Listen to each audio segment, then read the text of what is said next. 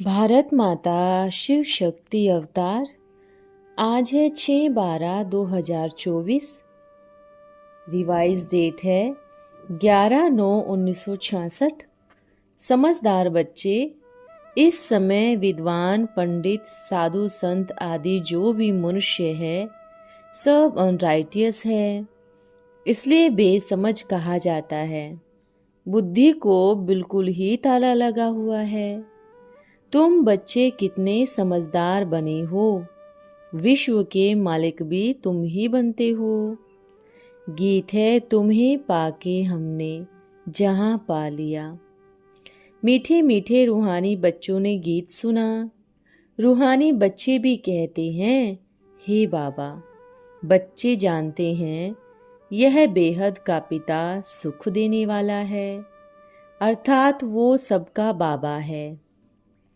उनको सब बच्चे आत्माएं याद करती रहती हैं, किस ना किस प्रकार से याद करते हैं, परंतु उनको यह पता नहीं कि हमको कोई उस परम पिता परमात्मा से विश्व की बादशाही मिलती है। तुम जानते हो, हमको बाबा जो सतयुगी विश्व की बादशाही देते हैं वो अटल अखंड अडोल है। वो हमारी बादशाही 21 जन्मों तक कायम रहती है। सारे विश्व पर हमारी राजाई रहती है, कोई छीन नहीं सकता, लूट नहीं सकता। हमारी राजाई है अडोल, क्योंकि वहाँ एक ही धर्म है, दैत्य धर्म है नहीं। वो है अद्वैत राज्य। बच्चे, जब गीत सुनते हैं तो बुद्धि में अपनी राजाई का नशा होना चाहिए।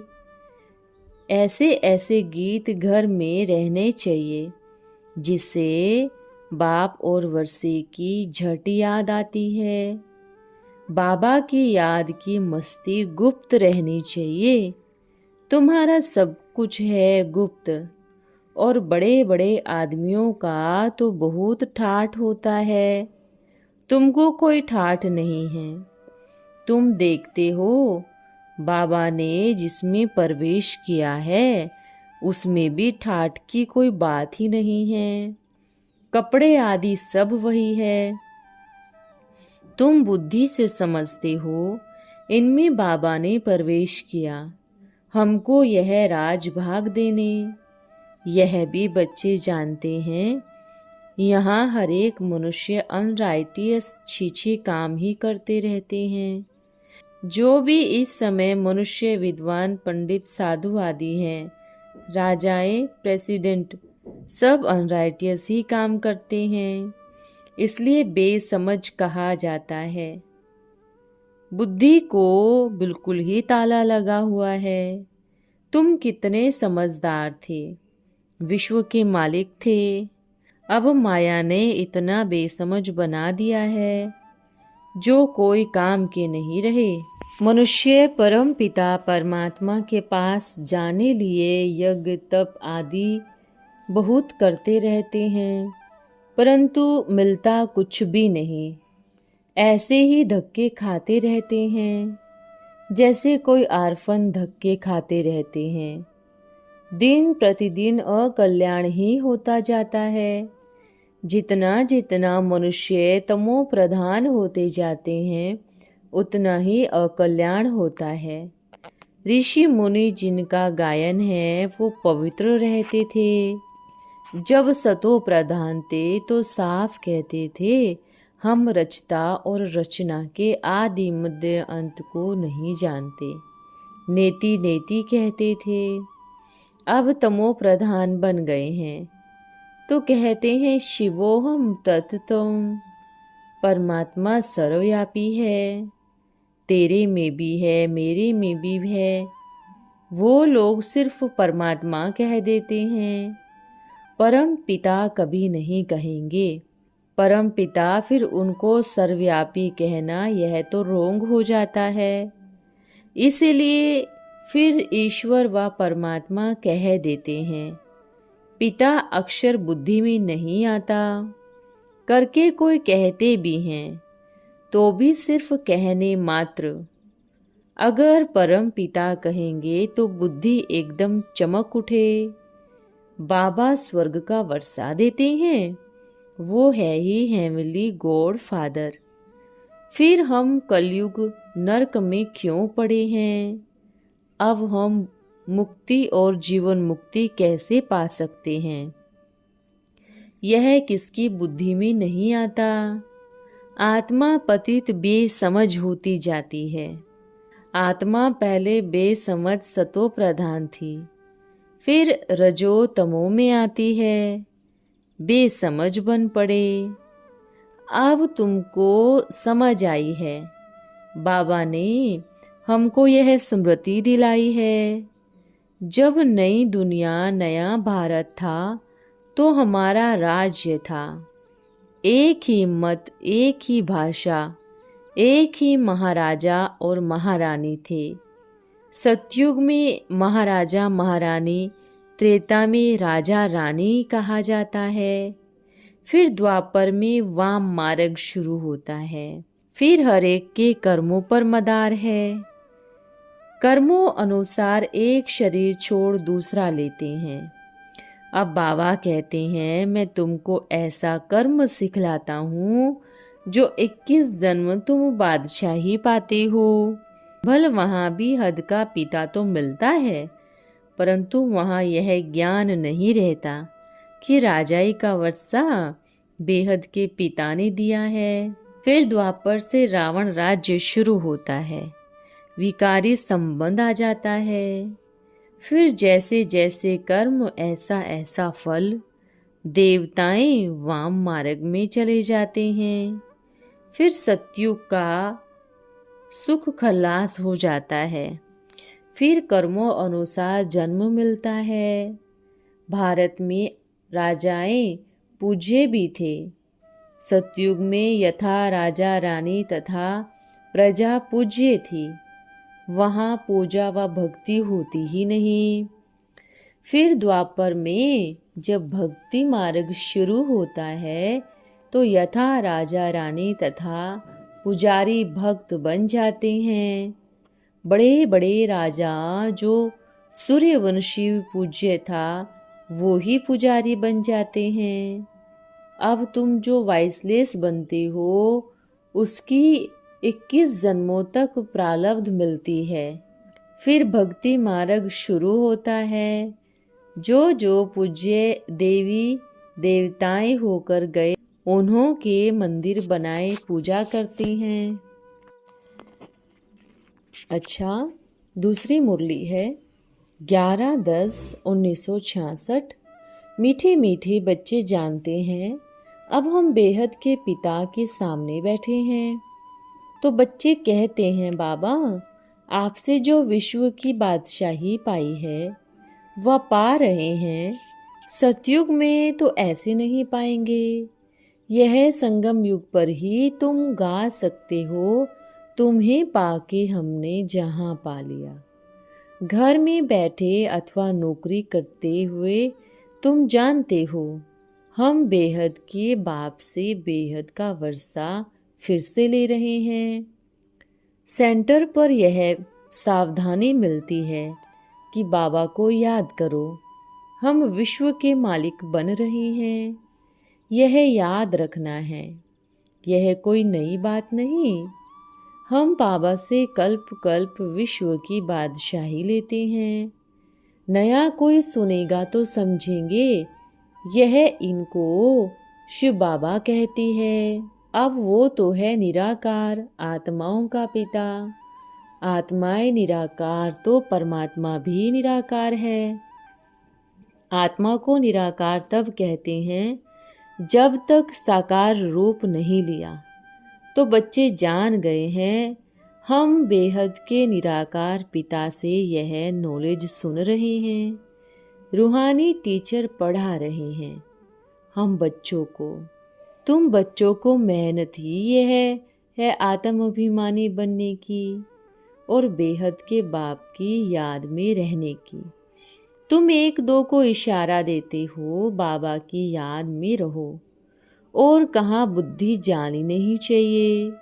इसलिए कहा जाता है आत्माभिमानी भव और बाबा की याद में रहो। वो तो है पतित पावन परम पिता परमात्मा। वो अब सन्मुख कहते हैं, मुझे याद करो। कितना सहज युक्ति है। मन मना भव अक्षर भी है, परंतु जब कोई समझे ना, याद की यात्रा सिखलाने वाला एक ही बाबा है और कोई हो ना सके। तुम बच्चे ही जानते हो हम रूहानी यात्रा पर हैं, वो है जिस्मानी यात्राएं। अब हम जिस्मानी यात्रु नहीं हैं, हम रूहानी यात्रु हैं। इस याद की यात्रा से ही विकर्म विनाश होते हैं। तुम विकर्मा जीत बनते जाएंगे और कोई उपाय ही नहीं जो तुम विकर्मा जीत बनो। यह है विकर्मा जीत संवत, दूसरा है विकर्म संवत। फिर विकर्म शुरू होते हैं। रावण राज्य शुरू हुआ और विकर्म हुआ। अब तुम विकर्मा जीत बनने का पुरुषार्थ कर रहे हो। वहाँ कोई विकर्म होती नहीं, वहाँ रावण ही नहीं। दुनिया में कोई भी यह नहीं जानते, तुम बाबा द्वारा यह सब जान गए हो। बाबा को ही नॉलेजफुल कहा जाता है, तो बच्चों को भी नॉलेज देंगे ना। गॉड फादर का नाम भी चाहिए। नाम रूप से न्यारा थोड़ी ही है, उनका नाम है शिव। आत्मा याद करती है उस परम पिता परमात्मा बाबा को। आत्मा बाबा की महिमा करती है। वो सुख का सागर है, शांति का सागर है। बाबा तो जरूर वर्षा ही देते होंगे बच्चों को। जो अच्छा कर्तव्य करके जाते हैं उनका यादगार बनाते हैं। एक शिव बाबा ही है जिनका गायन भी होता है और पूजा भी होती है। जरूर वो शरीर द्वारा कर्तव्य करते हैं, तब तो उनका गायन है। वो एवर प्योर बाबा कब पुजारी नहीं बनते, सदैव पूज्य हैं। उनके लिए ऐसे नहीं कहेंगे आपे ही पूज्य आपे ही पुजारी। बाबा कहते हैं मैं कब पुजारी नहीं बनता हूँ, मैं पूज्य हूँ। पुजारी लोग मेरी पूजा करते हैं, सतयुग में तो पूजा नहीं करते। भक्ति मार्ग में उस पतित पावन शिव बाबा को याद करते हैं। पहले पहले अव्यभिचारी भक्ति उस एक की ही होती है, फिर व्यभिचारी बन जाते हैं। भक्ति मार्ग में तो मनुष्य सबकी भक्ति करते करते व्यभिचारी बन पड़े हैं। अब बाबा कहते हैं मुझे याद करो और वर्षे को याद करो। बस जैसे झाड़ का विस्तार होता है, वैसे भक्ति का भी बहुत विस्तार है। ज्ञान बीज है, तुमको ज्ञान मिला है जिससे तुम सद्गति को पाते हो। तुमको कोई माथा मारना नहीं पड़ता। सतयुग त्रेता में यह भक्ति का झाड़ होता नहीं, आधा कल्प यह भक्ति का झाड़ चलता है। सब धर्म वालों की अपनी अपनी रस्म रिवाज है। भक्ति कितनी बड़ी है। ज्ञान तो सबके लिए एक ही है। मन मना भव। अल्फ बाबा को याद करो और बेबादशाही को याद करो। यह जो तुम्हारा जन्म है यह गुप्त है। यह जो तुमको समझाते हैं वो बाबा भी गुप्त है, निराकार है। हम सब आत्माएं भी गुप्त हैं। यह किसको पता नहीं कि निराकार शिव बाबा आकर यहाँ पढ़ाते हैं। गीता में भी भूल कर दी है कि कृष्ण भगवान हैं, तो अब शिव परमात्मा कहते हैं कि मैं तुमको राजयोग सिखलाता हूँ। अब यह भी कहते हैं, रुद्र ज्ञान यज्ञ से ही विनाश ज्वाला उत्पन्न हुई। तो अब रुद्र तो कृष्ण को नहीं कह सकते, और यज्ञ में तो ब्राह्मण चाहिए ना, कृष्ण तो परमात्मा हो नहीं सके। सारी दुनिया में कृष्ण को भगवान मानते हैं। अब तुम समझते हो भगवान तो निराकार है। भगवान कहते हैं मैं भी गुप्त हूँ। अब तुम बच्चों को पारस बुद्धि बनना है। अब बाबा कहते हैं कि धर्मों के नाम भी शरीरों पर ही पड़ते हैं। आत्मा कब भी पारसी गुजराती नहीं कहलाती। तुम अपने को आत्मा समझो। माम एकम याद करो, बाबा तुमको सुख देते हैं। अब तुम ही जानते हो हम आत्मा शिव बाबा के बच्चे हैं। तुमको समझाया भी जाता है कि आत्मा के लिए धर्म आदि की कोई बात ही नहीं है। सब ही ब्रदर्स हैं। मैं फलाना हूँ, मैं पारसी हूँ, ये सब देह के धर्म हैं। अब बाबा कहते हैं कि बच्चे इस अंतिम जन्म में पवित्र बनना जरूरी है। रावण ने तुमको 2500 सालों से अपवित्र बना रखा है, तो अब तुम बने हो राम के। अब तुम सन्मुख बैठे हुए हो। नशा चढ़ता है। शिव बाबा हमको पढ़ाते हैं। अब बाबा समझाते हैं कि मेरे मीठे मीठे बच्चों, अब तुम पतित नहीं बनो। तुम पुकारते ही आते हो कि आकर हमको पावन दुनिया में ले चलो। अब यह अंतिम जन्म पावन बनो, तो पावन दुनिया के मालिक बनोगे। यह बाबा रोज पढ़ाते और समझाते ही रहते हैं। अब कहते हैं बच्चों, बाबा को पूरा पूरा याद करो, तो कल्प कल्पांतर के लिए वही पाठ नूंदा जाएगा। और फिर बाबा को याद करते करते तुम बाबा के घर पर पहुंच जाओगे। तुम बच्चे 84 जन्मों का चक्र काटोगे, फिर 5000 साल बाद आकर मिलोगे। अब यह देह की सब बातें छोड़ अपने को आत्मा समझ मुझको याद करो। पतितपना छोड़ दो, भगवान का यह फरमान है। बाबा के पास आकर फिर हाथ छोड़ नहीं जाना। अब अगर पावन नहीं बनेंगे तो कल्प कल्प फिर ऐसे ही होता रहेगा। तुमको पतित दुनिया से अंदरूनी घृणा आनी चाहिए, तभी सच्चा त्याग हो सकता है। अब बाबा कहते हैं बच्चों मैं आया हूँ, तुम सुख घनेरे ले लो। बाबा को याद करेंगे तो 16 कला संपूर्ण बनोगे और माला के दाने बन जाओगे, और फिर तुम विश्व पर राज्य करोगे। बाबा कहते हैं तुम बच्चों के लिए स्वर्ग स्थापन कर रहा हूँ। स्वर्ग में जाने के लिए निराकार शिव बाबा को याद करो। अब बच्चों को समझाने देते हैं कि सिखिल दे बच्चों, आपस में अगर एक दो को दुख देंगे तो दुखी होकर मरेंगे। मुख से इतना भी नहीं बोलना है कि फलाना ऐसा है, नहीं तो अपना बना बनाया पद खो दोगे। अंत में सबको साक्षात्कार हो जाएगा। अब यहाँ तुमको ब्रह्मा के द्वारा शिव बाबा का वर्षा मिलता है। बाबा आते ही हैं पावन बनाने के लिए। आकर समझो।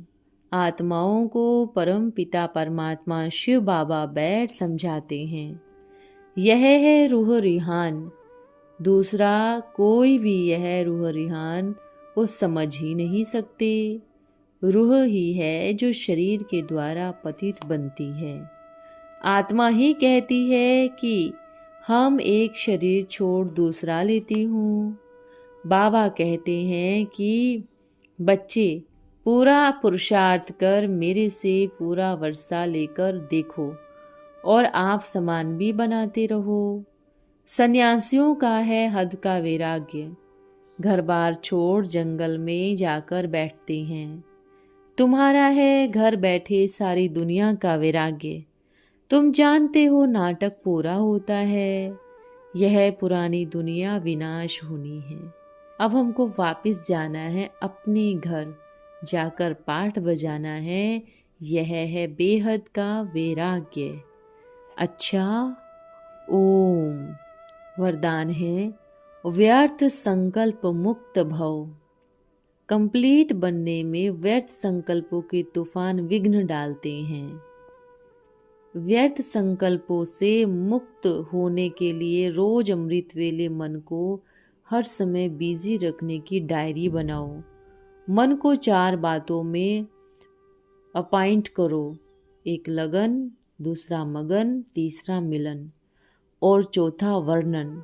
मिलन है रूह रिहान, वर्णन है सर्विस। पहले लगन लगाओ, फिर मगन हो जाओ।